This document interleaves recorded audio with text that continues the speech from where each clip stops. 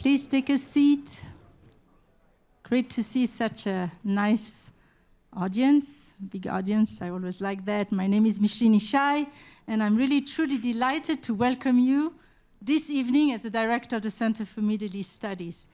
As you all know, the center is a vibrant intellectual hub, a space where ideas, histories, culture from across the Middle East and North Africa meet and come alive. We are deeply committed to academic freedom, to the power of knowledge, and to open, informed dialogue and critical engagement as tool to bridge divides, foster mutual understanding, collaborative project, and advance peace. We know that people hold different perspectives on the region's many conflicts. So yet we remain guided by simple principle, the equal dignity and human rights of all. Before we begin, let me take a moment, first of all, to thank our great CMES team and others for making tonight possible. Mandy, Sage, Elena, Sophia, Andrea, Uriel, our camera and webinar crew, the maintenance staff, and our caterers. As you can see, it really takes a village to make this happen. It doesn't happen so easily without all of those great support. So a round of applause to all that wonderful assistance. I have to learn how to do this fast. No. Yeah. Your support makes this event possible. If you'd like to contribute to CMES, please see any of our team membership or simply scan the QR code behind me. You can always write to cmes@du.edu. If you really insist giving us money, we will accept it. And please mark also your calendar because we will have an event, next event. Vali Nasser is one of the foremost experts on the Middle East and Iran, and he will speak on October 28 about a book, Iran's Grand Strategy. So seats go very fast. If you haven't registered now, do so. There are QR codes at the registration desk, and you can ask a member of the team to help you if you have not done so already. So it's with great pleasure that I welcome you to our fall season. Well, we're already well in the fall, which opened with a world-renowned figure in the field of human rights, Mr. Kenneth Roth. I honestly cannot think of a better person to launch our fall season than Kenneth Roth, who will help us navigate some of the most urgent and difficult human rights questions of our time. Human rights isn't for the faint of heart. It is for those who can endure the toughest conversations without losing one's temper, humanity, or sense of humor. And I happen to think that Ken embody all those three characteristics, so we are doing really well. So for nearly 3 decades, Kenneth Roth served as the executive director of Human Rights Watch, transforming it into a truly global institution operating in more than 100 countries. Under his leadership, it became one of the most influential voices for justice and accountability worldwide. He is a graduate of Yale Law School and Brown University and has met with presidents and ministers, investigated abuses on every continent. His recent book, Righting Wrongs, 3 decades on the front lines, battling abusive governments, really captured his experience, and we look forward really to hearing about them. He will join tonight by 2 moderators, both specialists in human rights, myself, director of CMES, and scholar with a number of books in the field, if I may say, and my colleague Jacques Donnelly, head of the Human Rights Program at Korbel, a scholar and a prominent voice in the field of human rights. As you may discover tonight, human rights experts may not always speak in one voice. Indeed, with Kenneth Roth and 2 of us in the same field, who knows, you might end up getting 10 opinions or perspectives. But a quick refresher for those of you who are in the human rights field, some of my students are here. The Universal Declarations of Human Rights declares that human rights are universal, indivisible, and inalienable. It sounds so simple, yet every practitioner knows it really is. if rights are universal, then why do some groups still invoke and fight for theirs at the expense of others? And if they're really indivisible, meaning that all individuals should be granted civil, political, economic, security, individual and collective rights, why do we continue to privilege some cluster of rights at the expense of others? And if they're truly inalienable, meaning that all humans are born with them, regardless of background and nationality, then why some are still treated as less human than others? And then, when war begins, all those rights go flying off the bandwagon. The legal scholars come armed with how the real intent of this or that law and how applicable they are in this or that situation, and here starts another debate. So tonight, as we are opening our fall season, we will begin an important conversations with Kenneth Roth, followed by Q's and A's. If you are really burning to comment or disagree, really, you are in the right place.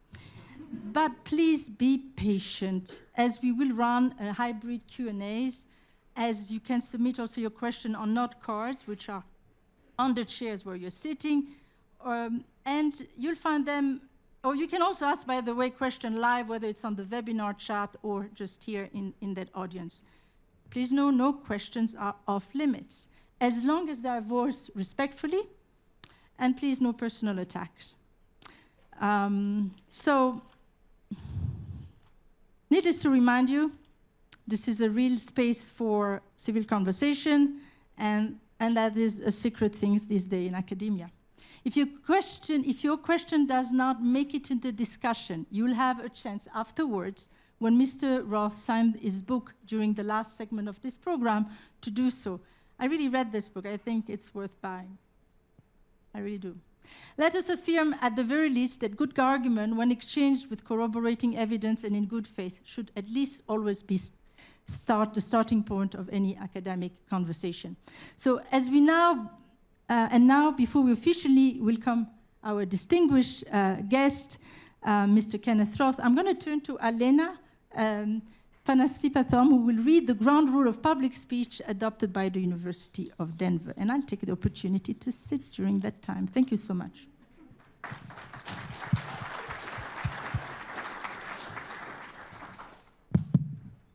Hello, my name is Elena Panipatome. I'm the Associate Dean for Administration here at the Josef Korbel School of Global and Public Affairs. Thank you so much for joining us all this evening. I'm quickly going to go over the ground rules, which is what we're doing for our larger events such as this. So the topics that we talk about tonight may be contentious. We're going to ask that you please listen respectfully, even if you agree with one of our speakers' position. At all DU events, masks, flags, offensive signs, slurs, and personal attacks will not be permitted. Please remember, this is an academic forum, not a rally space. Freedom of speech does not extend to disrupting the rights of others to speak or listen.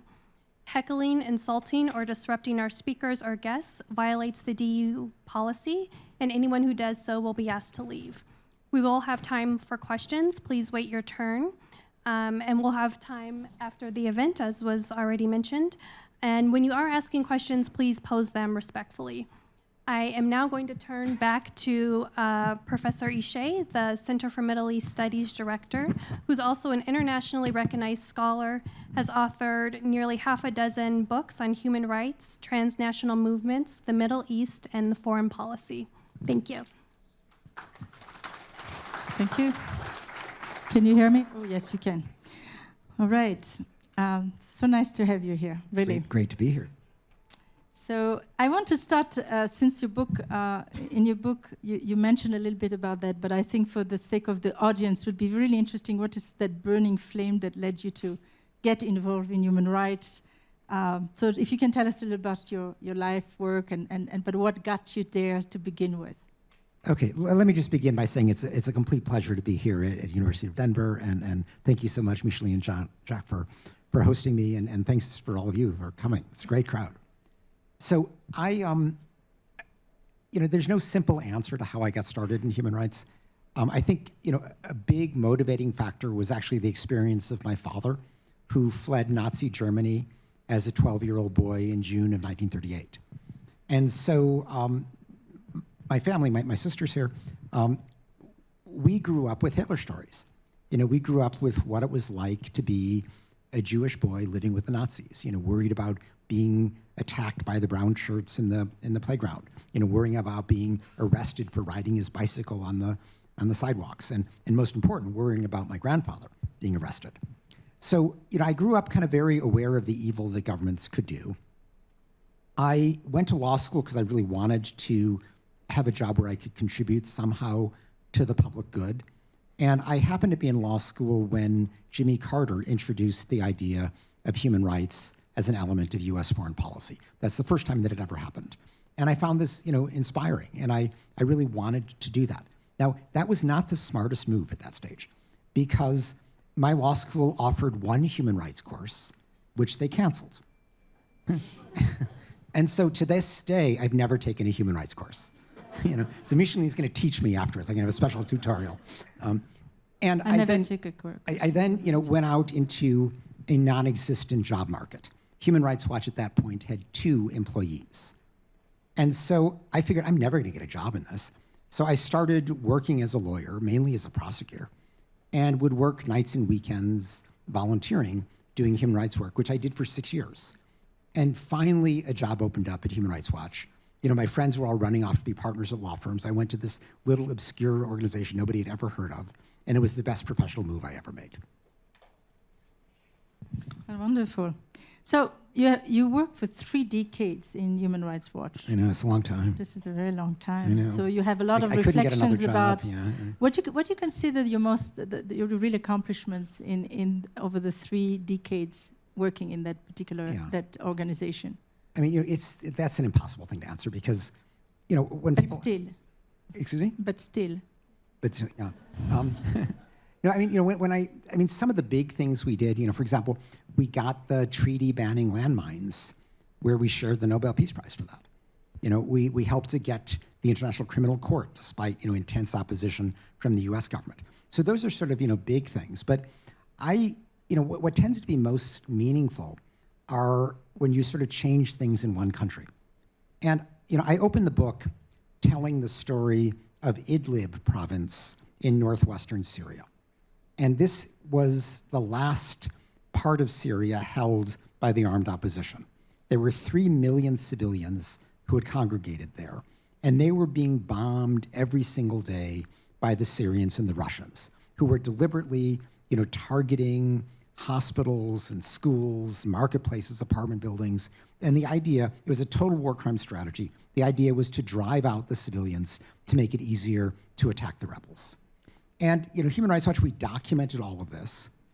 But what made it really hard is that Assad, the Syrian president, was so ruthless and awful that he had no reputation left to tarnish. This is a guy who had used chemical weapons against his people. He had tortured, executed, and disappeared tens of thousands of people. So what do you do in a situation like that where you can't, embarrass this guy for anything he's done because he's done worse already? And so, that was a challenge that we faced. And one thing that we do at Human Rights Watch, which I think is often less appreciated, people know we put out reports, they know that we try to damage the reputation of governments that violate human rights. But what they don't realize is that we also go to influential governments and ask them to use their influence on our behalf. And so we went to German Chancellor Merkel, French President Macron, and Turkish President Erdogan, figuring that those 3 had influence with Putin. And this was before Putin's full-scale invasion of Ukraine. He still cared about his relations with Europe. And we figured we can get them to twist Putin's arm to stop the bombing in Idlib. Now, this was not an overnight phenomenon at all. I mean, I met, multiple times with Merkel and Macron. I met with the ministers around Erdogan. We would hold press conferences in Berlin, Paris, and Ankara.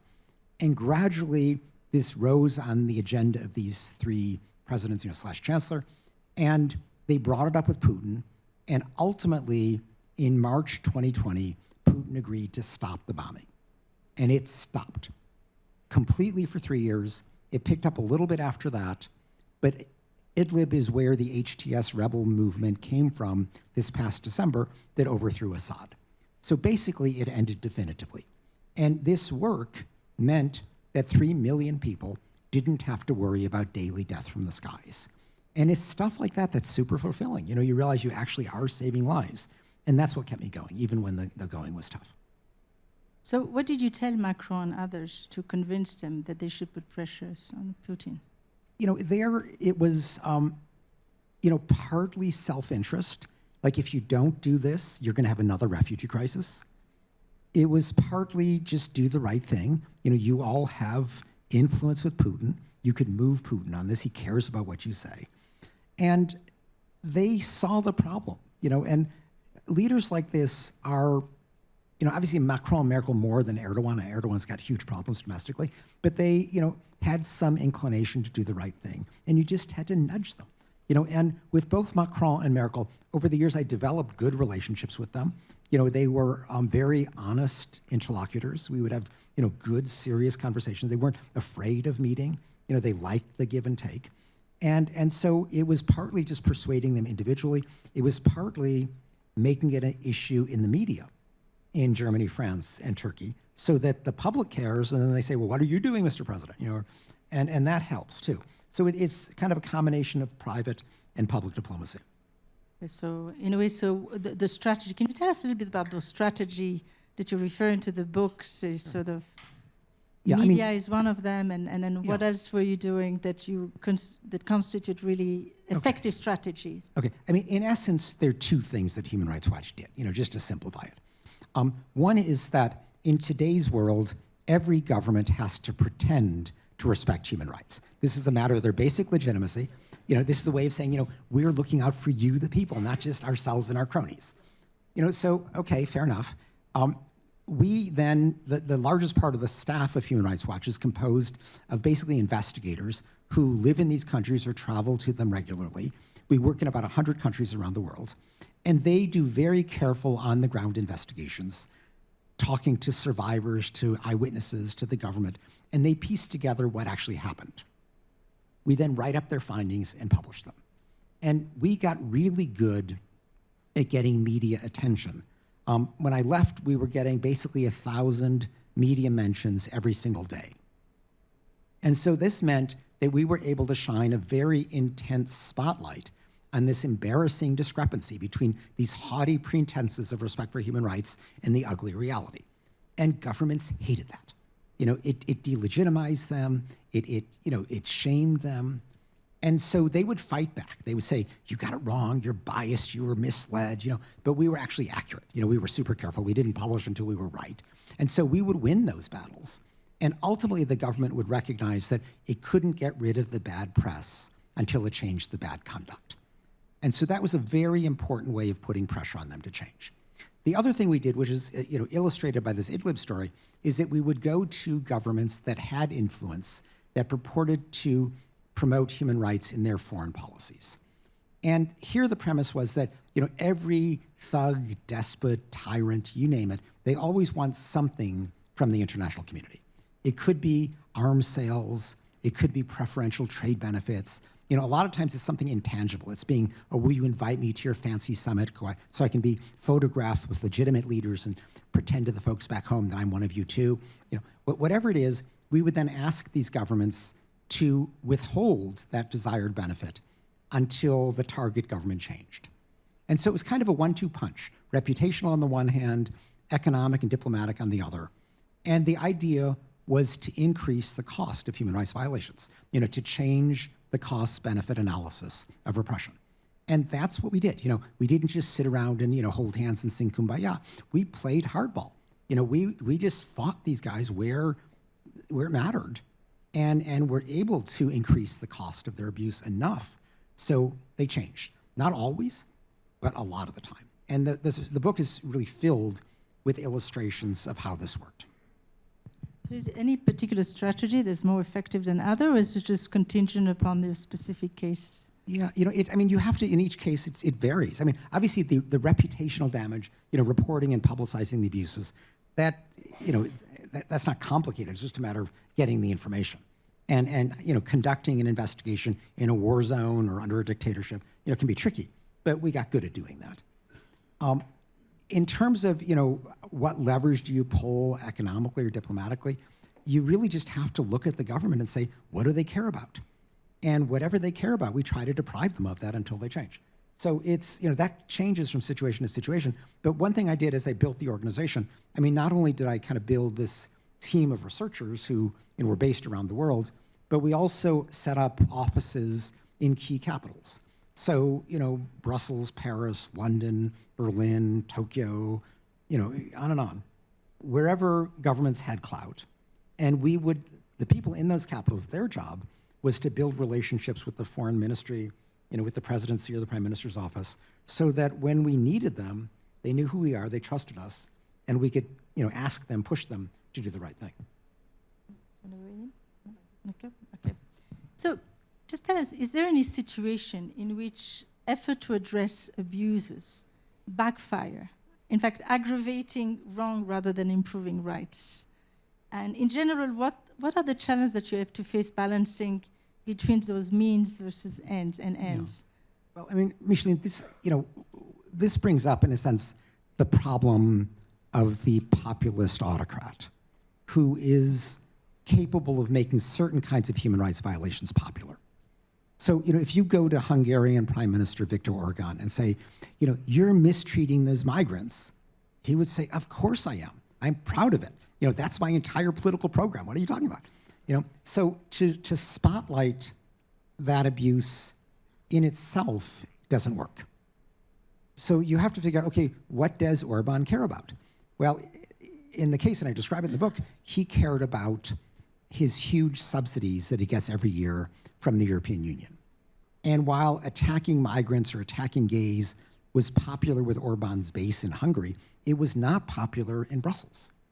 And we were able to get Brussels to condition these, hundreds of millions of dollars, billions of euros of aid on what they called respect for the rule of law, which was their lingo to mean, stop mistreating migrants, stop mistreating gays. We did this in both Poland and Hungary. I think in Poland it contributed to the loss of the Law and Justice Party, the autocratic party there. Orban is hanging on, but he actually is today facing his toughest yet electoral challenge, a guy named Peter Magyar, who, if you look at the polls, is going to win the next election. So these, it doesn't work immediately, but it can happen in funny places. I mean, I tell one story where in Egypt, the Cairo police were using the internet to solicit young gay men, picking them up and torturing them. And, it's just pure sadism. And I went to Cairo and spoke with our main non-governmental interlocutor at the time, called the Egyptian Organization for Human Rights. And they said, don't touch it. If you start talking about mistreatment of gays, it's going to discredit us. It's going to be harder to deal with the Egyptian dictatorship. So I wasn't satisfied with that answer, but I heard them. So we went back and thought, okay, what's a way that we can address this that might be more constructive? And we decided to address the problem of torture more broadly. So we issued a report that looked at the torture of Islamists, the torture of dissidents, and the torture of gays. And I went to Cairo and did a press conference there. The Egyptian Organization for Human Rights didn't join me, but 5 other groups did. And we were able to stop the torture on the spot. It helped that we got a group of Congress people from the United States, which is a major military aid supplier of Egypt, to write a letter and saying, what are you guys doing? And the combination of the embarrassing media and this letter from the US Congress just ended it. So even something that was, a popular abuse, where if I'd have just advertised the abuse by itself, would have just reinforced the abuse, we were able to, work around that in a way that still was productive. Oh, it's very interesting. Yes, homosexuality being haram, sinful in the Arab world, just pinpointing it in a cultural setting like that would certainly exacerbate wrong. Let me ask you this. Over the 3 decades you've worked on the field, can human rights strategy succeed in country without the legal or political capacity to enforce democratic standards? I mean, you talk about Egypt, but I want to see other things. Many critics would suggest, and you probably heard that critique, that the Western world is still punishing those developing countries which have not yet experienced democracy, And so it is in their view nothing else but the continuations of imperialism, that, you know, all those strategy ended up punishing, you know, the developing world and nowhere else but the developing world. What do you respond to those type of criticism?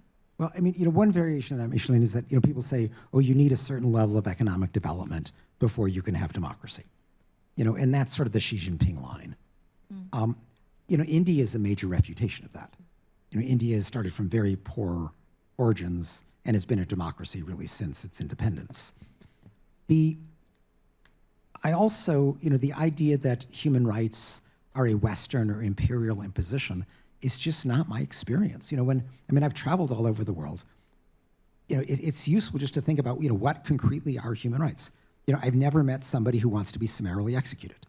You know, I've never met somebody who wants to be tortured, you know, or politically imprisoned or discriminated against or denied housing or education or healthcare. So, you know, these really are universal desires. Now, you know, to be fully honest here, there are certain rights that are more contested. And the ones that sort of stand out for me are women's rights, LGBT rights, and religious freedom. And here in certain societies, people say, that's not our culture, you know? And there's a way to address that, though. I mean, if you take sort of, you know, Saudi women, you know, the government would love to say, you're imposing your views, you know, that's a Western view that women should have equality. And so the answer to that is you spotlight Saudi women, you know, and if some Saudi woman, you know, wants to subordinate herself to her husband and wants to never leave the house, you know, without being fully veiled and wants to, you know, not have a job, you know, fine, nobody's gonna stop her. But if there are Saudi women who want to drive, who want to have an education, want to be able to travel, don't want to have every major decision in their life made by some guardian, you spotlight them. And, you know, they're the ones who are getting locked up. And so it became actually pretty easy to say, you know, what's the imposition here? You know, this is not Westerners telling these Saudi women that they want to drive. It's the government imposing its conservative views on them and saying, no, and we're going to lock you up for advocating that. And so it's possible to kind of turn the tables by spotlighting local voices and making clear where the imposition really is, which is, you know, usually a conservative patriarchal government imposing its views on a group of women who want to live ordinary, equal lives. Well, in the case of Saudi Arabia, we know those first women who were calling for the right to drive ended up in prison. Still, some of them are in prison. No, exactly. In other words, the Saudi crown prince who, you know, says, I'm a social liberator. I mean, no dissent allowed, but he's going to be socially progressive. So you go to Saudi Arabia now, and, you know, you can mix genders in restaurants, and you go to the movies and stuff. And he kind of is culturally opened up, but he wanted all of this to be a matter of monarchical benevolence. You know, he didn't want this to be a product of activism. So the women who sought this, who spoke out for it, they got locked up. And, you know, that's Saudi Arabia. Yeah, so you have to be sometime outside and not locally residing. Well, I mean, a lot of them have been now released, but it's, you know, this is, you know, it's not enough just for the government to do the right thing. In the end, they've got to allow the freedoms to get to them. Mm-hmm. You ready for your question? Sorry. One of the things that has impressed me over the years about Human Rights Watch is that you have always insisted that the same standards apply everywhere, including the United States. And that seems to me really distinctive, and I know that it's caused problems for the organization at various times, but I mean, I think that's perhaps something worth talking about now. Well, I mean, first, you have to apply the same standard to the United States. I mean, you utterly discredit yourself if you say, you know, the US is exempt from the standards that everybody else applies.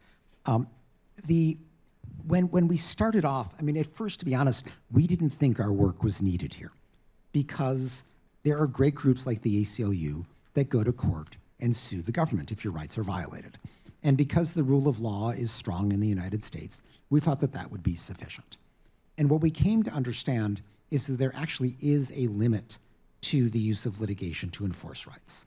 To give you just a simple example, if you are an undocumented migrant, are you going to go to court to sue if your rights are violated? Obviously not, you'd get deported. If you are a criminal suspect, odds are that you can get a fair trial. But if you want to raise, say, issues of racial discrimination in the criminal justice system, whether it's in the deployment of police resources or the setting of bail or the determination of prosecutorial charges or sentencing, these are things that no single defendant can bring up. The system doesn't work that way. And what you need is the kind of thing that Human Rights Watch does, which is to do an investigation of systematic practices and then take the resulting findings and target the political branches of government to push them to do the right thing. This is what we do in the rest of the world, and this is what we realize we have to do in the United States as well. So we developed actually a quite vigorous US program, which had a lot of success in everything from sort of changing the way immigrants are detained, to changing the way youthful offenders are treated, to dealing with prison conditions, super maximum security facilities. I mean, a whole range of things that no single litigant could bring up. Now, Jack, you say, do we get in trouble for this? I mean, sure. I mean, I'm not sure it would be that different from anyplace else. But when George W. Bush was systematically torturing suspects, we didn't accept that was the way to make us safe. And we devoted enormous resources, I describe this in the book, to stopping that, and ultimately succeeded. But it was a huge fight. And it was not enough to say, that violates some human rights standard. You had to argue that it actually is unhelpful, that it's counterproductive, that it's making us less safe because, it's depriving the police of access to the communities that are most likely to know about a terrorist plot. It is, a gift to the terrorist recruiters who love nothing more than have torture, so they can go and pick up the victims and their families as the next round of terrorists. So those sort of pragmatic arguments gradually paved the way. And then suddenly, as people began to see the ugly reality, we were able to turn things around. But yes, we get pushback in the United States, but we get pushback in a lot of places that we work. Well, we definitely want to go back to the United States, and we're certainly on a hand with the United States. Just let me take you to a different part of the world, in China. You write in your book, and I'm going to quote you, "There is no greater threat to your global human rights system, to the global human rights system today than the Chinese government under Xi Jinping. No government surpasses Beijing in the combination of its repression at home and its determination to silence many critics abroad." So can you explain us what you see at the extreme nature of the regime, domestic repression, and in what specific way does it threaten human rights globally, not just domestically? Okay. I mean, what I say here is that China poses the greatest threat to the global human rights system. So I'm not saying that they're the worst violator, although they're up there. I mean, they just have shut down dissent across the board. If you look what they've done to the Uyghurs, where they've locked up 1 million out of 11 million people. I mean, by far the highest percentage of detention any place in the world. So these are serious problems. But the fundamental challenge for the Chinese government is that if you ask Xi Jinping, why are you president of China? He can't say, oh, I was freely elected, because there are no elections. So he has to say, oh, the Chinese people want the dictatorship of the Chinese Communist Party because we have lifted so many people out of poverty. And that's a nice, untestable proposition. That's why they were so embarrassed by the 2019-2020 protests in Hong Kong, when hundreds of thousands of people took to the street to say, actually, no, we don't want the dictatorship of the Chinese Communist Party. So that was the end of Hong Kong's freedoms. They just had to stuff them out. But because of this incentive to try to legitimize themselves without elections, they are very dependent on how the world views them. And Xi Jinping pays enormous attention to that. And so what the Chinese government has done, which is sort of this audacious step that no other government has even attempted, is that they are trying to rewrite human rights law. So human rights law is actually codified in a series of quite detailed treaties that most governments ratify. The Chinese government, they say this, up front, they say, we want to substitute a 3-part test. Get rid of all those treaties, get rid of all the details. Respect for human rights requires, 1, that people are happy, which is an untestable proposition in China. 2, that the government is providing security, which they define as just repression, keeping the lid on. And 3, this is the main thing, that GDP per capita is increasing. And that's largely been true in China. But what is radical about this is that there is no room for the individual. If you're just looking at GDP per capita, that's a collective measure. But human rights are about the rights of the individual against the collective. And China has no room for the individual. It clearly has no room for the individual to exercise what are known as civil and political rights, that is to say, to speak out, to organize, to try to influence government policy. They don't even want the individual to be considered in the realm of economic rights, because there the question is the government using available resources to try to meet the needs of the worst off segments of society? And they don't want you asking questions about the Uyghurs or the Tibetans or rural Han Chinese. They just want you to say, is the pie growing? Don't ask about how it's split up. And so this is, the vision. They are then trying to change the way the UN works in enforcing those standards. So instead of at a place like the UN Human Rights Council in Geneva, which authorizes investigations and reports and condemnations, they want to have the UN turn into a nice little friendly shop where governments get together and talk about how each of them in its own way is finding its own path to respect human rights. And so, no pressure, no standards, and it is spending $1 trillion in the so-called Belt and Road Initiative, which is ostensibly an infrastructure development program, but is really a bribery scheme to buy off votes at the UN. So this is like an enormous ideological and economic effort. And the good news is it's not working. I mean, they have failed so far. But this is where they're going, and that's why I say that this is a threat, not just to the rights of people in China, but to the global system. Want to add to China? Okay, let me just then move to Ukraine. So many places in the world with human rights violations. So Russian invasions of Ukraine has produced tens of thousands of civilian casualties, the mass displacement of millions, and the document deportations of Ukrainian children, act that many legal scholars and even government have described as war crimes or genocide.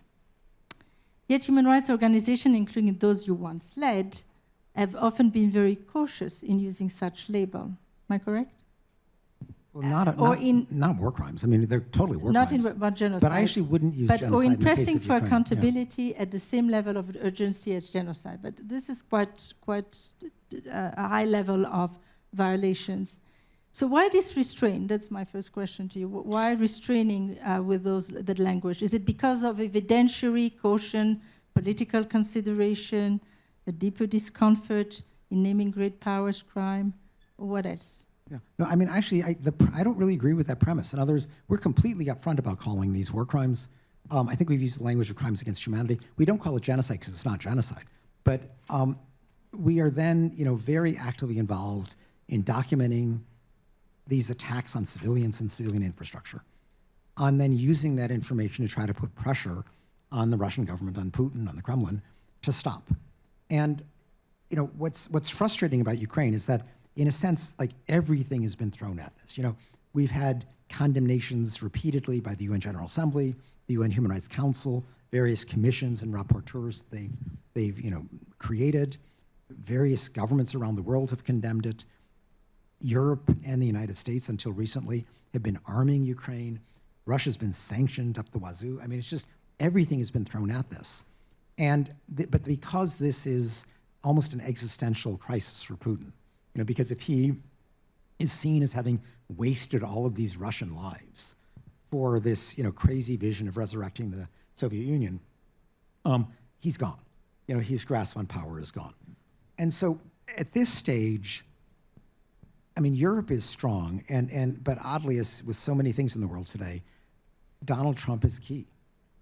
And Trump, his initial view of Ukraine, and this is no surprise coming from a real estate guy, is that this is just a dispute about territory in eastern Ukraine. You can compromise, You can just say, okay, give Putin these, 4 provinces, he can keep Crimea, end of story. We'll just, have a compromise.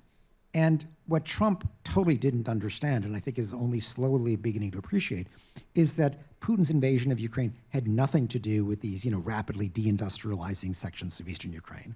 It had nothing to do with NATO expansion because, nothing new was happening with NATO expansion. In fact, NATO expansion has been greatly facilitated by Putin's invasion. What it is about is Ukraine's democracy, because Putin cannot abide a major Slavic Orthodox country on Russia's border with many Russian speakers that is a vigorous democracy when the Russian people don't have that. This was a model that he was terrified would travel across the border. And Putin's nightmare for years has been this idea of a color revolution, of people rising up to oust the dictator.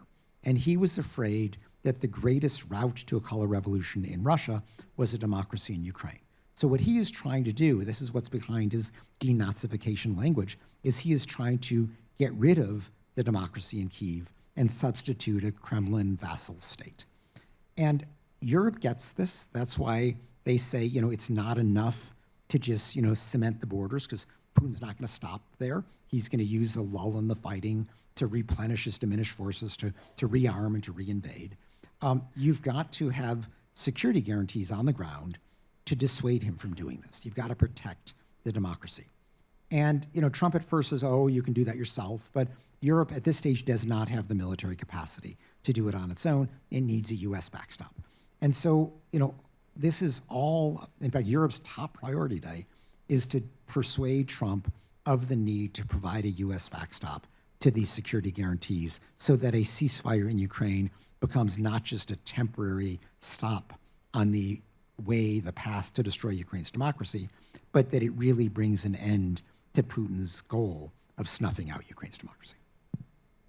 Great. So the obvious segue is to Israel, right? And again, that would be the other example that I bring up in terms of Human Rights Watch. Among all organizations, you guys were consistently applying exactly the same standards to our closest allies as to our bitterest enemies. And it seems to me the obvious thing is that continues when we move from Russia to Israel. I mean, absolutely, But, the critics don't want us to apply the same standards. The critics want an Israel exemption. As I describe in the book, one major step we took was, a few years before October 7th, we issued a report on the question of apartheid. And this was, after a lot of consultation. And what drove us to it is that when you would talk to people about the sort of systematic discrimination that people faced, the Palestinians faced in the occupied territories, the classic response of defenders of the Israeli government was, not to worry, the peace process will take care of that. Once there's peace, all this discrimination will go away. And that may have been credible for 5 years or 10 years, but there was no peace process left. It was completely moribund. And so what we wanted to do is to sort of just accept this is the reality now. What is it? And we analyzed it under two treaties that define apartheid, one the International Criminal Court Treaty, the other the UN Convention on Apartheid. And we found that when you enter the three elements of the crime, an intent by one racial group to dominate another, systematic oppressive discrimination, and examples of these acts in practice, that this was clearly apartheid in the occupied West Bank, East Jerusalem, and Gaza. We did a very careful report, 200-plus page report, filled with facts, filled with legal citations. And when we put it out, the Israeli government didn't know what to do with it. Their supporters started the usual name calling, you're biased, you're anti-Semitic, whatever. We took that as a victory because they didn't have any substantive response. And the report that Human Rights Watch did, which later Amnesty did one, the Israeli group B'Tselem did one. At this stage, every serious human rights group that has looked at the matter has found apartheid. And the practical significance of that is that it has helped to delegitimize one of the options that the Israeli government would like to pursue. If you say, what is the solution to the Israeli-Palestinian conflict? The far-right solution we've been hearing about these days is, solve the Palestinian problem by getting rid of the Palestinians, mass forced deportation. One of the good things you can say about this latest Trump plan is that he takes that off the table. There's going to be no Gaza Riviera. A second option is this idea of perpetual occupation. And we say, no, that's apartheid. So that leaves really two other options. One is to say there is this one state reality between the Mediterranean Sea and the Jordan River. There's so many settlements, you can't have a separate Palestinian state. Just have a one state reality with equal rights for everybody. The Israeli government will never countenance that. And so, the least bad option is the two-state solution. An Israeli state and a Palestinian state living in peace side by side.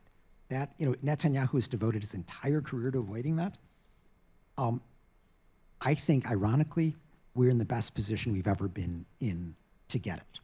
Because the same factors that led Trump now to impose a ceasefire on Netanyahu on terms that were far less than Netanyahu wanted, which is to say, Trump kind of owning the Republican Party, not worrying about attacks from the right, having Netanyahu having kind of turned himself into such a pariah that he's utterly dependent on US military support. In these circumstances, Trump was able to say, you take my plan, I don't even want to hear from you, just tell me yes. And the next step, because the plan is really just a temporary ceasefire, there are big questions. Does Hamas disarm? How is Gaza rebuilt? Who's going to provide the stabilization force? Who's going to govern in Gaza? These are all unanswered. But the big longer-term question, the big political question is there a Palestinian state? And Trump's 20-point plan takes a nod in that direction. There's reference to kind of recognizing Palestinians' right to self-determination and their desire for a Palestinian state. But there's no timeline there. There's no road path. And here, ironically, the Gulf Arab states, not democracies at all, monarchies, have said we are not going to provide a stabilization force. We're not going to pay for the reconstruction of Gaza unless there is a clear pathway to a Palestinian state. And Trump has shown himself to be quite attentive to the Saudi, the Emirati, and the Qatari leaders. And so, I wouldn't say I'm optimistic, because that would be, naive in this context, but I do think that we are better placed today than we have been forever to actually push Netanyahu, despite his inclinations, to take that step. Trump isn't there yet, but until just a few weeks ago, he wasn't, he was still greenlighting effectively genocide, mass ethnic cleansing. So he can change. And I think we have to now push him to take this next logical political step and insist on a Palestinian state. Can I push that? Oh, yeah. So, yes, Gaza is unclear, but the Palestinian state means a spillover to the parts of that are governed by the Palestinian Authority now, right? What is your sense that a solution in Gaza is actually going to be the foundation for a solution of the more serious problem, which is the occupied territories? Well, the Trump plan actually acknowledges that we don't have credible Palestinian leadership right now on the ground. Hamas is this brutal military dictatorship. The Palestinian Authority, which runs the West Bank, is this corrupt autocratic government that hasn't held an election for more than 15 years because they would lose, And so there is serious reform needed. One quite disturbing element of what happened yesterday. It's obviously great that the hostages are released. It's great that a lot of these Palestinian prisoners are released by Israel. The person who was at the top of the list for release, the top person that Hamas and really the broader Palestinians wanted released, was a guy by the name of Marwan Barghouti. He's a long-term prisoner in Israel. He is broadly seen, he's got the name, the Nelson Mandela of the Palestinian people. He is the one person who has the credibility to unite the broad range of factions within the Palestinian community and in turn then represent them in negotiating for a Palestinian state.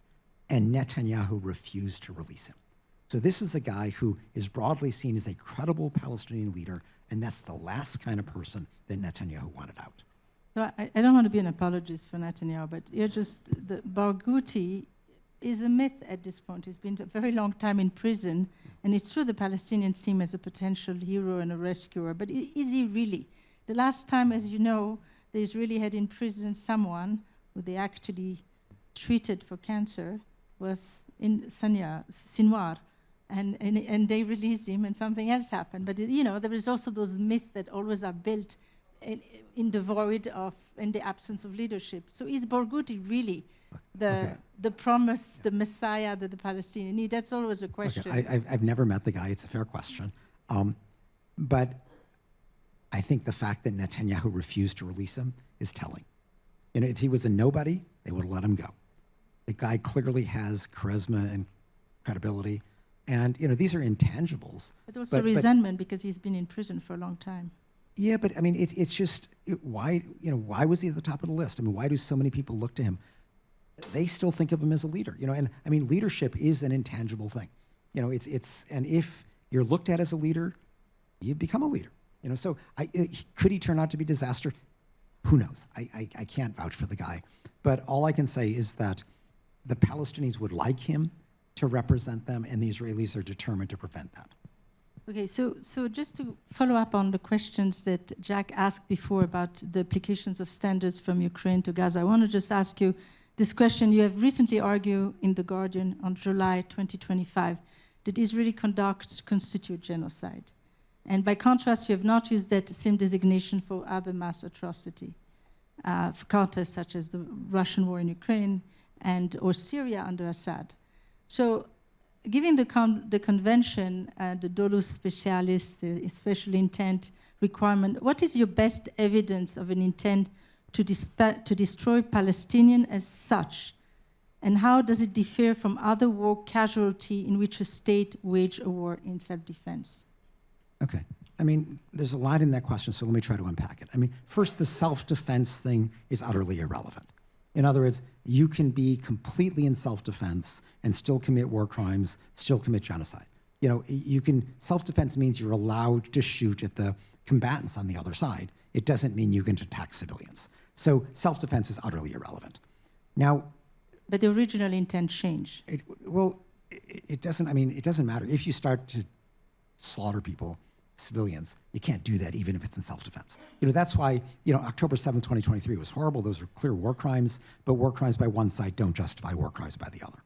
But on your question of genocide, as I explained in The Guardian, I think that the reason that people have trouble thinking of what's happening in Gaza as genocide is because our understanding of genocide is colored foremost by the Holocaust and perhaps by the experience in Rwanda. And what those two have in common is that, you know, the Nazis at some point were trying to kill every Jew they could get their hands on. The Hutu extremists in Rwanda were trying to kill every Tutsi they could get their hands on. These were efforts, using the language of the Genocide Treaty, to destroy a group in whole. Mm-hmm. But if you look at the treaty, it prohibits, you know, killing as well as creating conditions unsuitable to life that are aimed to destroy a group not only in whole, but also in part. And I think the in part is the more accurate way to understand what's going on in Gaza. Because the Israelis were not trying to kill every single Palestinian. They were trying to kill enough Palestinians and create, you know, conditions of starvation and deprivation that were sufficiently severe that it would force 2 million Palestinians, you know, voluntarily, in the words of the Israeli government, to flee to Egypt. That was the aim. It was genocide for the purpose of mass ethnic cleansing. So that's how I think is the proper way to understand this. There is a legal complexity in this, and I get into this in the article. The International Court of Justice, you know, known as the World Court, had a case on genocide called Croatia v. Serbia, where they had a very controversial, in my view, wrong ruling. They said that if you're trying to determine genocidal intent, there basically are two ways to do it. One is through statements. You know, somebody says, I'm trying to kill all these people, you know. But usually they're smart enough not to do very much of that. And so the way that most people prove genocidal intent is by inferring from conduct. You know, you're doing these horrible things. The intent of that must be to destroy this group in whole or in part. And the court said that if you are inferring genocidal intent, it has to be the only possible inference. Now, if you think about that a little bit, it doesn't make sense. It'd be, if they said you've got to prove it, you know, beyond a reasonable doubt, fair enough. But if they say it's the only possible inference, what they basically are saying, they're going to deny the possibility of genocide being a means to another end. That if the aim is not simply to kill or deprive a group, but to forcibly displace them, that this dual intent undermines genocidal intent. You cannot infer genocidal intent from that conduct. And I don't think that makes sense. I think that they are too focused on genocide, destroying a group in whole, and not genocide in part. Now, the court is going to have an initial opportunity to re-examine this jurisprudence in the Gambia versus Myanmar case, which is about the Rohingya, where you may remember in 2017, the Myanmar army came in and killed 10,000 Rohingya in order to chase 730,000 Rohingya to Bangladesh. So this was genocide for the purpose of mass forced deportation, of ethnic cleansing. And I suspect what they're going to do is to say, actually, this is genocide. They're going to refine, change their jurisprudence. And they'll do that before they get to the Gaza case, but that will enable them to make this ruling in the Gaza case too. The reason I think it's important to do this is that it doesn't make sense that a defense to genocide is a huge war crime. To say, oh, I was just doing mass forced deportation, I'm not guilty of genocide, doesn't make any sense. And I think they have to come to recognize that there may be a distinction between motive and intent. That, the motive was to get rid of everybody, to forcibly displace them. The intent, the means, was genocidal. I think this is how they're going to come out, but who knows? It's just a court. You never know until they do it. But that is the legal complexity behind this statement that otherwise I think is factually true, which is that Israel has committed genocide in Gaza. Well, and let me just add this, because now you add some caveat to your initial article of... Well, no, that's in the article. Okay. But let me just add this, and perhaps the point that I'm making is still valid, even if that's what you wrote. With restrictive journalistic investigative access to Gaza, and in the absence of the revision of the Myanmar case, that evidentiary threshold that you're applying now might be a bit premature to reach those legal conclusions. Shouldn't that one wait before just reaching that very conclusion? I mean, I don't think Israel has obviously blocked access by international journalists, by human rights investigators. And so, when I talk about genocide, I actually don't, if you look at the genocide treaty, there are a variety of acts that can be genocidal if committed with a genocidal intent.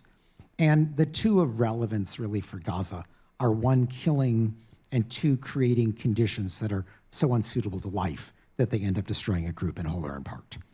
And the killing, which is really about the bombing, is probably too difficult to determine without physical access. So I don't spend a lot of time basing the genocidal argument on the killing. The creation of conditions that are unsuitable to life is pretty easy to prove.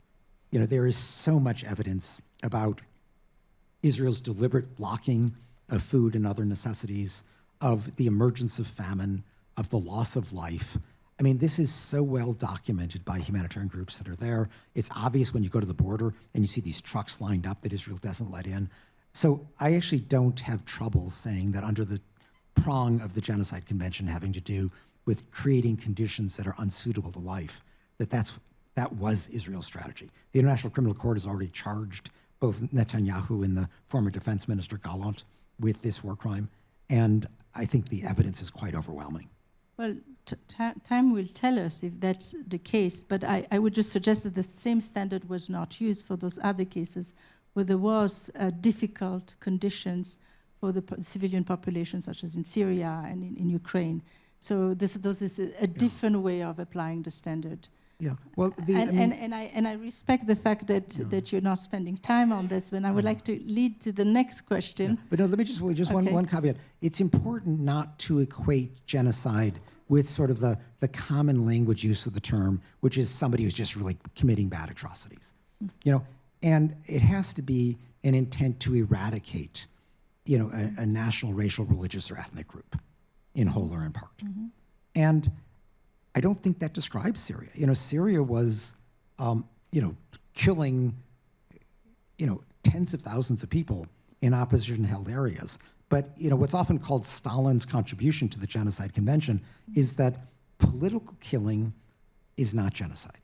It's frustrating to me, but it's not. It has to be killing because of one of these prohibited Yes, but to be categories. consistent with the reference of people in part and as a whole, you know that 20% of the population within Israel per se is Palestinian, Israeli, and benefit full-fledged rights and have parties in the Knesset and so forth. So that was not, if that was the intent to do what happened in Rwanda, to eliminate a group, to exterminate in all in part, that would have also been felt there. But this is seen as a law of war in which there are different international legal implementation. Yeah. No, Israel was not trying to kill or deprive Palestinians in Israel proper or in the occupied West Bank or East Jerusalem. This was exclusively in Gaza. And the purpose was to expel, force out the 2 million residents of Gaza. So nobody claims that this is genocide outside of Gaza. It's only in Gaza. Okay. We can keep going back and forth. I want to just go to another. You just today, you mentioned that you wrote an interesting piece in The Guardian as well on a peace proposal. And can you just tell us a little bit about it? Sure. Well, we're in this funny position that, Trump made this happen. I think you've got to give him credit for this. And, excuse me? Yeah, I mean, it's begrudgingly, whatever, I think there's a certain explanation for it in that, he really did own the right. He wasn't going to be criticized for this. If Joe Biden had tried to implement the exact same plan, he would have been pilloried by the right, but Trump owns the right, so he got away with that. I think, Trump is always foremost about himself. He saw that, even in his base, there's just this poll that showed that, Christian evangelical youth have turned on Israel. They're not happy with the genocide. So he saw that this kind of green light that he had been giving Netanyahu was becoming unpopular here in America among people whom he cared about. And that was a big factor. I think the role of the Gulf Arab states is quite important. When Netanyahu attacked the Hamas negotiators in Qatar, that was a step too far. The Gulf Arab leaders went crazy on that. And, these are people who are wealthy autocrats, Trump's kind of people. And they said, you got to stop this. So it was really after that Trump, brought Netanyahu in after his speech to the United Nations, read him the Riot Act, and said, you're going to sign up to my 20-point plan. And, Netanyahu introduced a few qualifications that became more pro-Israeli. But, key elements, which were, there was no ethnic cleansing, there's no Gaza Riviera. UNRWA is coming in now. He hated UNRWA because it reminded Palestinians that they're refugees. He wanted them to forget. UNRWA's back. There is, food is flowing in. It is, the killing is stopped, the genocide is stopped. This is not in any way a maximalist Netanyahu victory. And Trump was able to impose this because Israel has become a pariah state in most of the world, with the exception of the US government. But Netanyahu was utterly dependent on the US government. Now, deep in Netanyahu's heart, may he have been grateful because he could then go up to Smotrich and Ben-Gvir, the two far-right ministers who wanted him to continue the ethnic cleansing, and say, gosh, I'd love to do that, but Trump won't let me. He probably, at some level, was happy with that. But they're now threatening to topple his government, and Netanyahu has been doing what they wanted for 2 years now because he's terrified of losing power, facing these corruption charges, facing the political reckoning that will come for the intelligence failure of October 7th. So, Trump had the capacity to do this. But if you read the 20-point plan, it is filled with ambiguities, very few timelines. And, the first thing that we're going to face is what happens to Hamas. It's interesting that, today, apparently with US blessing, Hamas is flexing it. Hamas killed 31 people today. Essentially, it may well have been going after critics, but ostensibly it's going after kind of some of these armed gangs or tribal groups that were, playing a criminal role of some sort or trying to assert authority over parts of Gaza. It's now, creating a monopoly of power for Hamas. evidently with U.S. blessing. I'm sure Netanyahu hates this. What's going to happen next? Netanyahu is openly threatening to go back in if Hamas is not completely disarmed. Will Trump stop that? Will there be some accommodation where, you get rid of the Hamas leadership, you reduce them to small arms? Who knows? I mean, Hamas is, a plague on the Palestinian people. So I am not sitting here defending Hamas. What I don't want is the excuse of Hamas to be, a justification for another genocide. And so that's what we, have to fight against. But I do think that, because Trump is going to depend on the Gulf Arab states to provide the stabilization force, to pay for the reconstruction of Gaza, because even though I think they personally could care less, but their people care, they all watch Al Jazeera, they want a pathway to a Palestinian state, so these leaders are insisting on one. We have a chance here, and it's the best chance we've had. So I think what we really need to do is to put pressure on Trump to complete the job. Applaud what he's done so far, but it's half a job, if that. It's good that the killing stopped, but it maybe just stopped temporarily. And we need him to take the steps that are required, including the political steps, to turn this into a lasting peace. Should we open? Sure, I was eager to continue, but yes, let's do that. Do you want to go here? Oh, let me, before we open up, here's what I'd like to suggest. For those of you who have written notes, just please make sure that you provide it to the people here who are going to just come and pick the notes, so we can have your question on a note card.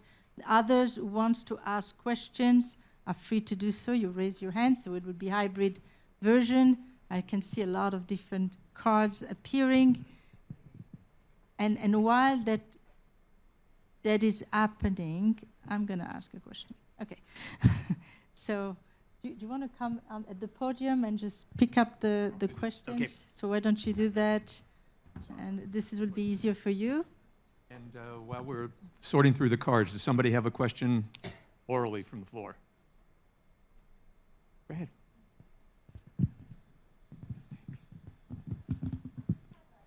Can you raise your, just stand up and just say who you are and please ask the question. Okay.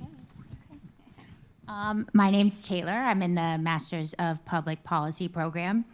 My question is around genocide, and it's kind of long. Can we effectively stop genocides, or can we only be there to pick up the pieces after the fact? Essentially getting at, does a lot of killing have to happen in order for something to even be labeled as genocide? Is it kind of more like an after the fact? Because can you say, like, this has propensity towards genocide, we need to interfere now? Or does it kind of have to happen first? No, that's a good question. I mean, first, it's worth noting that the Genocide Convention imposes a duty to prevent genocide, among other things. So it does envision kind of a forward-looking role. There is something about genocide, though, as you point out, that requires a certain level of killing or deprivation. But genocide is never the only thing going on. And so if you, take what's happening in Israel. Before people were calling it genocide, they were dropping 2,000-pound bombs in heavily populated areas, killing anybody kind of within the radius of 2 football fields. They were, attacking, Hamas fighters, accepting by their doctrine that up to 20 civilians could die for one low-level Hamas fighter, which nobody considers a proportionate attack. They were killing people, hungry Palestinians who go up to one of these, aid distribution points. And what I think close to 1,000 people lost their lives that way. So there were so many things going on that we should have been stopping.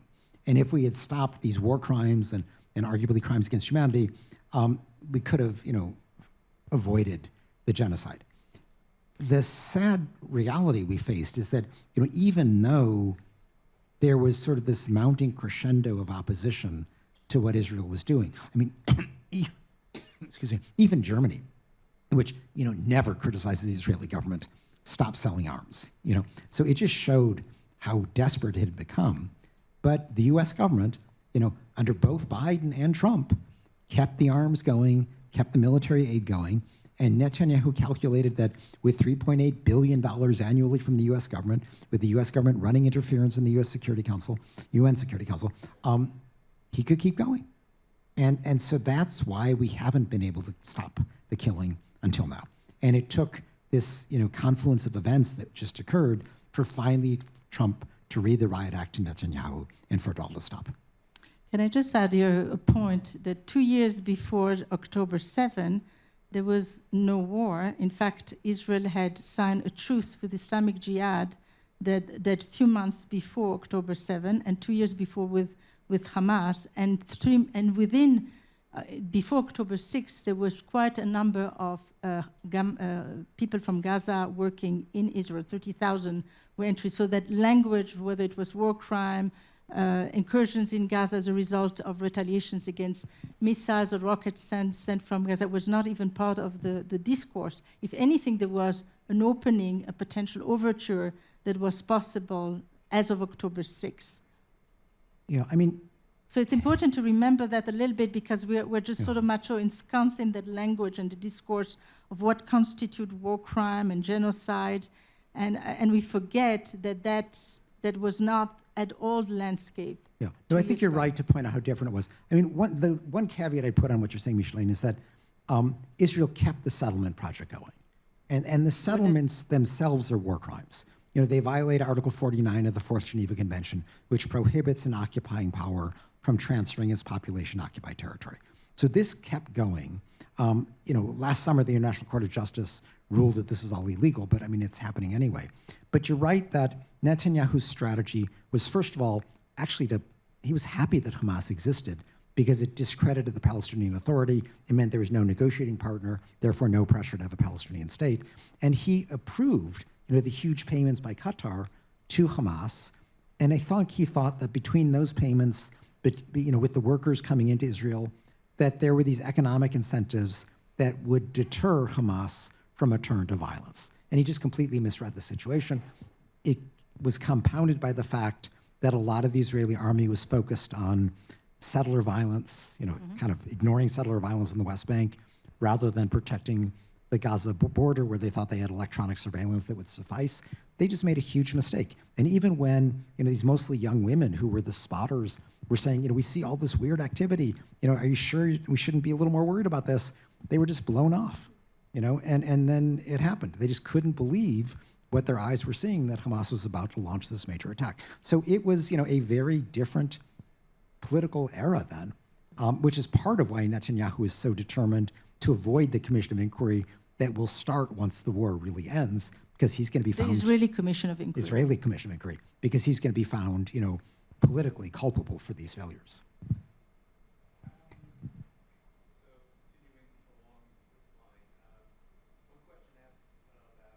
Punishment. Now that we've got a ceasefire, is there any possibility of punishment for war crimes committed by both sides?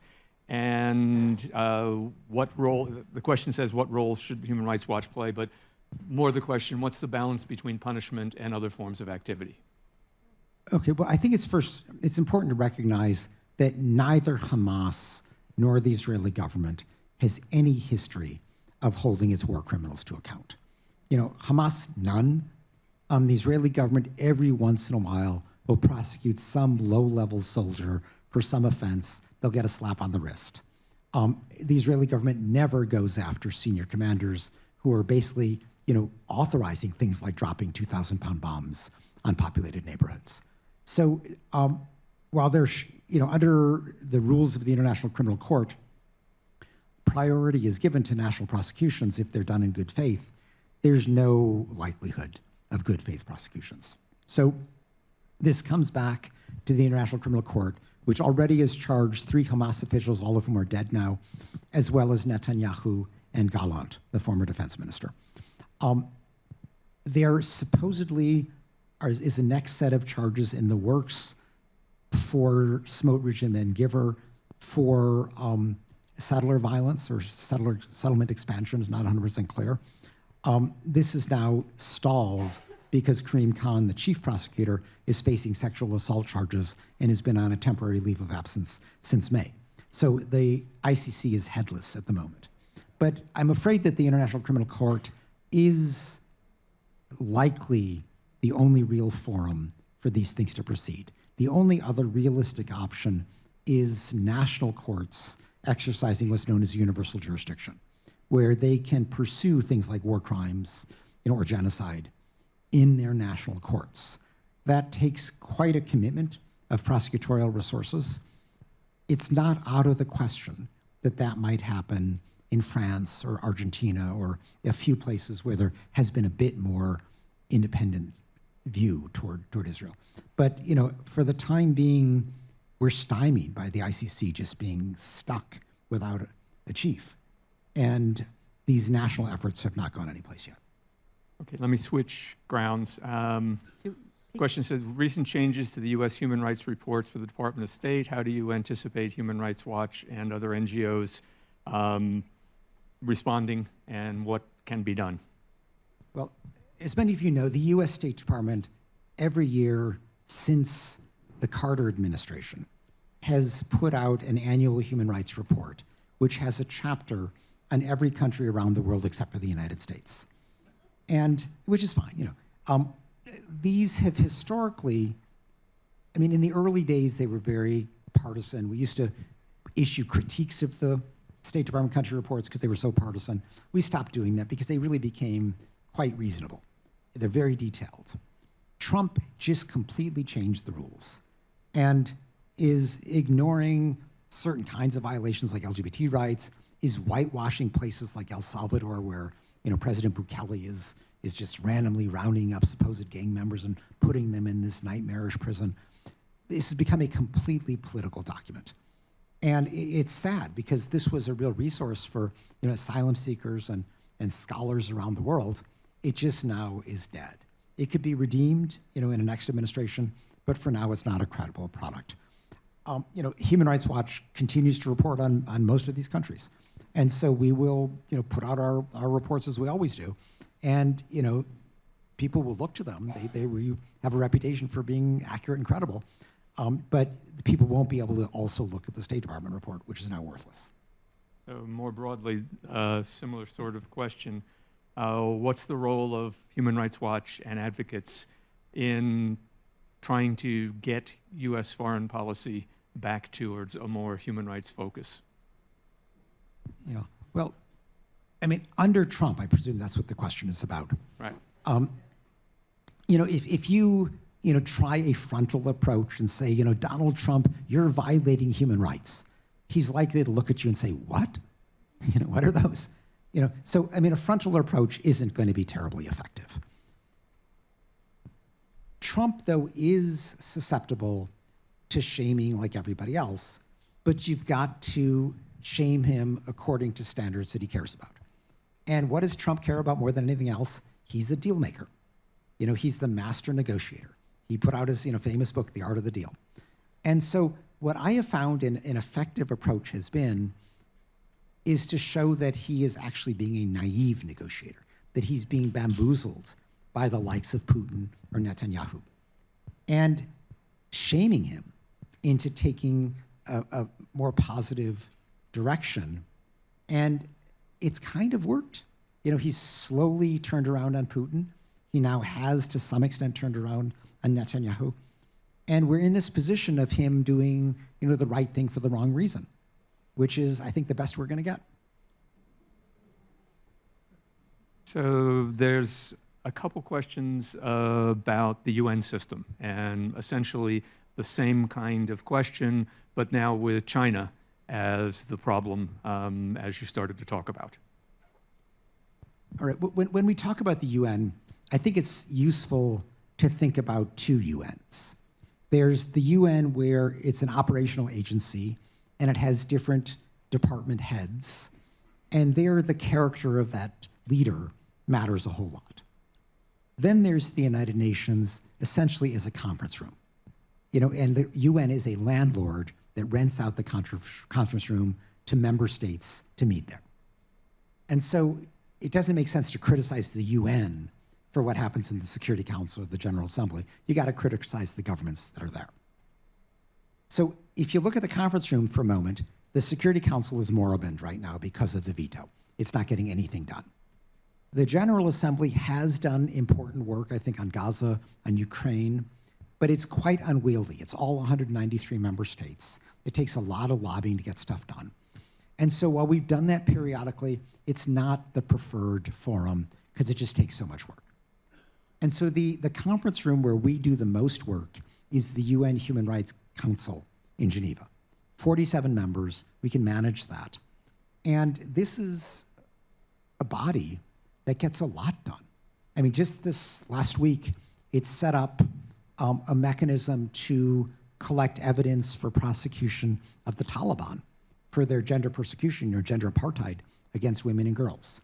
It has set up similar bodies to investigate and report on everything from Putin's conduct in Ukraine to his persecution within Russia to situations over time in Syria, in Myanmar, in Ethiopia. I mean, it goes on and on. So that is a very useful body. I tell one story in the report where we were able to push the council to set up essentially a commission of inquiry to monitor the role of the Saudi-led coalition in bombing civilians in Yemen. And we had it for 4 years. When the Saudis finally were able to get it lifted, civilian casualties immediately doubled until finally the war ended. And it showed, there are actually real-world consequences to these oversight mechanisms because people just do behave better when they're watched. Now, when it comes to leadership, and I go into quite a bit of this in the book, we've had some great UN leaders. I mean, Kofi Annan, for me, was my favorite. He was just courageous, principled, charismatic. He was great. Even Ban Ki-moon, who is sometimes derided because he seems more timid and had no charisma whatsoever, nonetheless would sometimes do the right thing. Today, Antonio Guterres is hopeless when it comes to standing up to China, for example. And I tell one story in the book where we were able to persuade Michelle Bachelet, who was the former Chilean president at the time, the UN High Commissioner for Human Rights. We got her to write a report on China's persecution of the Uyghurs in Xinjiang. And it was a very powerful report, found possible crimes against humanity. Guterres immediately disowned it. He said, oh, she's just writing for herself. That's an independent voice. Read the Chinese response. I hope China will still cooperate closely with the UN. I mean, he basically just threw the Uyghurs under the bus. It was utterly cowardly. He then replaced Bachelet with a close aide of his, Volker Turk, who was an Austrian diplomat. And he has been in that position for 3 years. In those 3 years, he has never once repeated the findings from Bachelet's report in his own words, and he has never once criticized China for what it's doing to the Uyghurs. An utter abdication of his role. And he says, oh, I'm engaging with China. We're having nice, quiet, backroom conversations, as if this, pathetic diplomat is going to ever persuade the Chinese government to change when he's disowning himself of the major tools he has. No investigations, no reports, no condemnations. Of course, China will talk to him endlessly until he's blue in the face, because it doesn't matter if he doesn't use these more public tools. And that's what we're stuck with. This is what bad leadership leaves you with. Somebody didn't want to spin a question on the paper?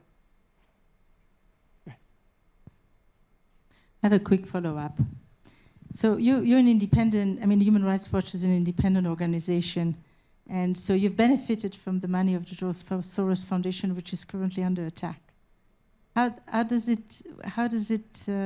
the future with respect to the benefits of those foundations, given the fact that it's under attack by the Trump administration? Right. Well, when we say we're independent, just to explain that, Human Rights Watch never takes any government money from the US or anybody else. We don't take any UN money. This is very deliberate so we can maintain our independence. So the entire organization, when I left, it was had an annual revenue of about 100 million a year, is all from private individuals and private foundations. And this took a lot of work. It built up over time, but it made us much stronger. It made us immune from government saying, oh, we're going to take away your money if you criticize so-and-so. So we just didn't face that. George Soros, for a number of years, no longer currently, but for many years, was our biggest donor. In fact, I tell one story where I actually, it was a huge coup. I persuaded him to give us $10 million a year for 10 years, $100 million commitment. So that was like a big deal. Now, Trump, you may have read this in the paper, and I actually had a piece in The Guardian on this. He singled out Soros. He says, I'm gonna prosecute you, for supposedly supporting terrorism. There is zero evidence of this. This is just Trump going after the classic bogeyman of the far right. They hate Soros because Soros is really the antithesis of Trump. Soros, who actually made his billions by believing that markets are infallible, that nobody ever really has full knowledge. And so he would figure out, like, where's the market making a mistake, and he would invest in it, and he would win, and so he got a lot of money that way. That's his philanthropy, too. He believes that politicians, governance is also fallible. And so therefore, he needs to promote a diversity of views. And he invests in civil society, in independent journalism, in human rights groups, in a bunch of independent voices, including sometimes with people who he doesn't even agree with, but he just thinks it's an important voice to get out there. That is the antithesis of Trump, who feels like he's the guardian of all wisdom, and anybody who criticizes him is evil and needs to be crushed. So, of course, they go after George Soros. They believe that Soros somehow is behind the color revolutions that have overthrown, one autocracy after another. It may be hard to be sympathetic toward a billionaire, but I think we have to recognize that these are just the first steps. Just like it was hard to be sympathetic with Harvard when it was attacked, or hard to be sympathetic with, Paul Weiss and these big Wall Street law firms. These are just initial steps. Trump is very much following the classic autocrats playbook of chipping away at the checks and balances on presidential power. And so he's largely silenced the Republicans in Congress. He's attacked the judges who, retain their independence. They still rule against him, but he's pressuring them. He's gotten various media outlets to have to apologize to him or pay him off, to start reining in their critical voices. He's gone after the lawyers who file lawsuits.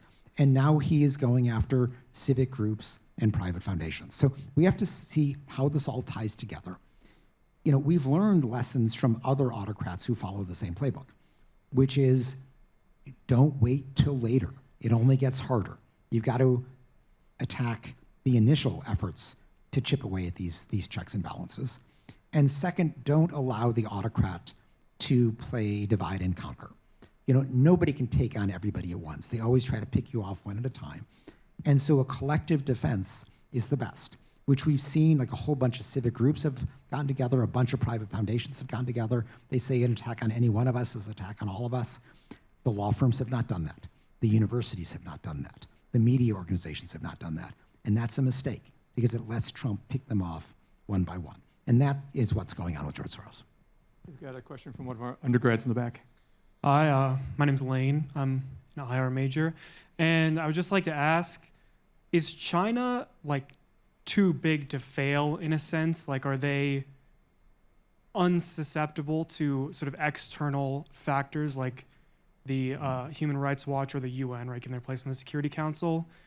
Basically, can China's human rights record be improved without sort of large-scale internal upheaval, given the difficulty of internal movements spreading in China?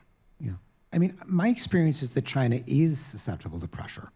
And this, to finish the story, I began with this report that Bachelet put out. With that report, we tried to put China on the agenda of the UN Human Rights Council. We lost by 2 votes, 19 to 17. It was so important to Xi Jinping that he was personally calling heads of state, urging them to vote with China and against us. That's how much it mattered to him. So that shows, for the reasons I outlined before, as an unelected government, they are dependent very much so on how the world views them for their legitimacy. And they are terrified of a condemnation from the UN in particular, a group of their peers. Now, there's another angle that I think is productive that I'd like to see other governments pursue, and that is that, as China, under pressure, has gradually taken Uyghurs out of detention and put them into forced labor, which is not a whole lot better.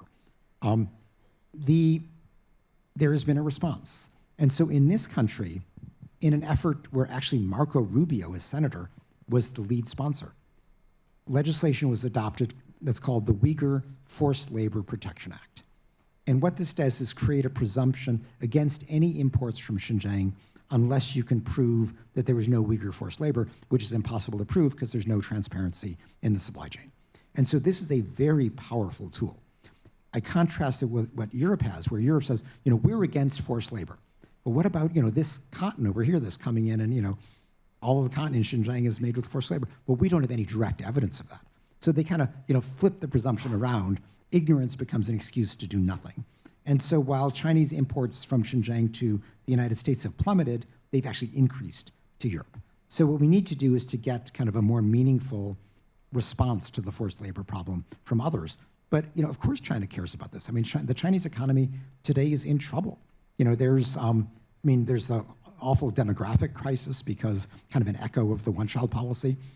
There is, huge overinvestment in everything from infrastructure to, even sort of the winning industries now, the EV and batteries, et cetera. There's way too much production. So there is, they're not profitable even though they're selling cheap goods around the world. They still have all these state-owned enterprises that are losing money. There still is a huge problem of overcapacity of apartments and these empty cities of apartments which should never have been built, and now the population is decreasing. So this idea that China's going to keep growing 5% every year, that was history. Xi Jinping is just trying to grow enough to maintain discontent, to avoid people from saying, well, you're not even making me richer anymore, so why should I stick with you? So I think that China is in trouble. It doesn't have to be turmoil. I mean, it's not like the only alternative is the Cultural Revolution. You could have a new government comes in that pursues a more open route. I mean, even Deng Xiaoping, pursued a more open route. It really has been Xi Jinping who has been utterly unwilling to allow even a modicum of civil society, a modicum of independent media or dissent.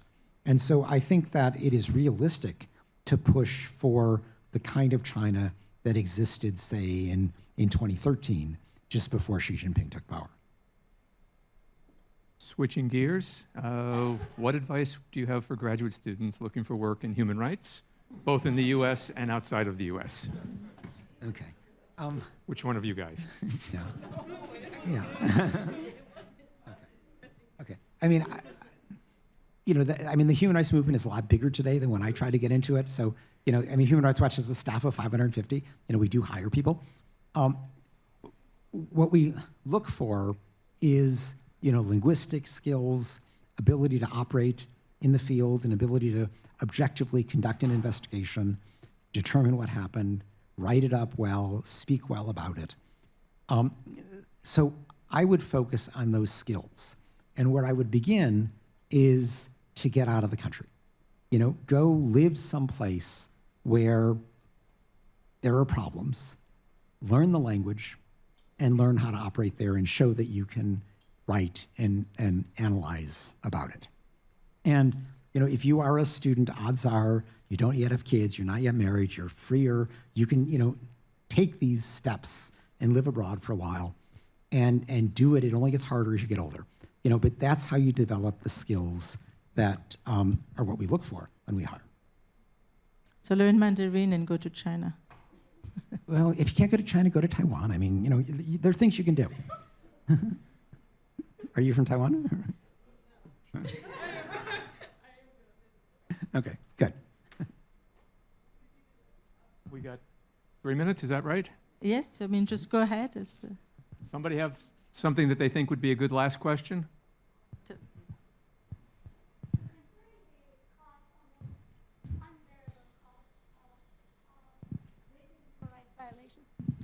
Considering the almost unbearable cost of raising human rights violation when you're living under those autocratic regimes, to what extent is it realistic to put a spotlight on diaspora when you want to raise those issues?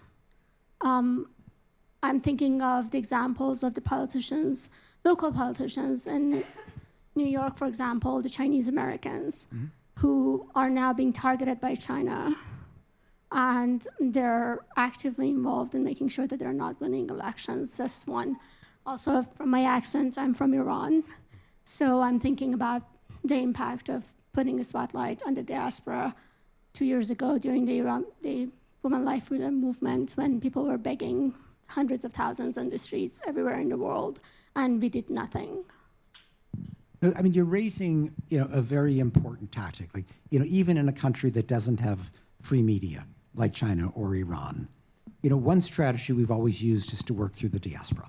And, if you take China, everybody's on WeChat, and even though the Great Firewall is there, if you can introduce ideas, facts, information to the diaspora, just to the students here, it tends to get back into China. And that is, one way of trying to infiltrate through Chinese censorship. But what you're noting is that, a lot of these governments are onto this problem now and are engaged in what's called transnational repression. So they will retaliate against people here. They can't get you necessarily, but they can get your relatives back in Iran or back in China. And, in China, it's always, you're invited for a cup of tea. And they then say, now get your daughter at University of Denver to shut up, or else we're gonna so it's those are the kinds of things that happen, and it is sort of an individual decision for each student or each member of the diaspora whether to take that risk or not.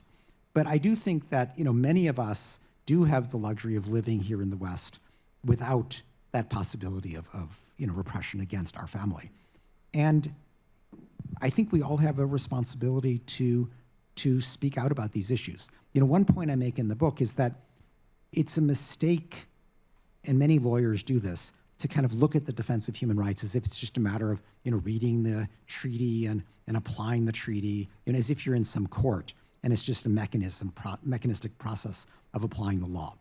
That ultimately the power of the human rights movement comes from its ability to reflect governmental conduct off the public sense of right and wrong. And that public sense of right and wrong is not fixed. It evolves over time. And in today's world, where we're distrustful of distant media and more trustful of our friends and family and fellow students or fellow work acquaintances, all of us has the capacity to influence that public sense of right and wrong. We're all influencers within our community. And so I really do think that the defense of human rights actually does depend on all of us to talk about these issues, to spread information among people and that slowly builds and reinforces this public morality, which is ultimately the basis of the human rights movement's capacity to rein in governments and hold them to account. I think that's a great place to stop, and thank you for a Well, really thank you wonderful very much. presentation. For those of you who thought that human rights is just an idealistic, we are here with a representative who talks about hardball skills, strategies, and realpolitik as well. So I'd be happy to, anybody who wants to buy a book, I'm happy to sign it personally. I didn't forget that part. And yes, the next segment is please, if you want to talk a little bit more with Mr. Roth, he will be sitting here signing autograph of his book. So please go purchase his book. It's worth it. I read it.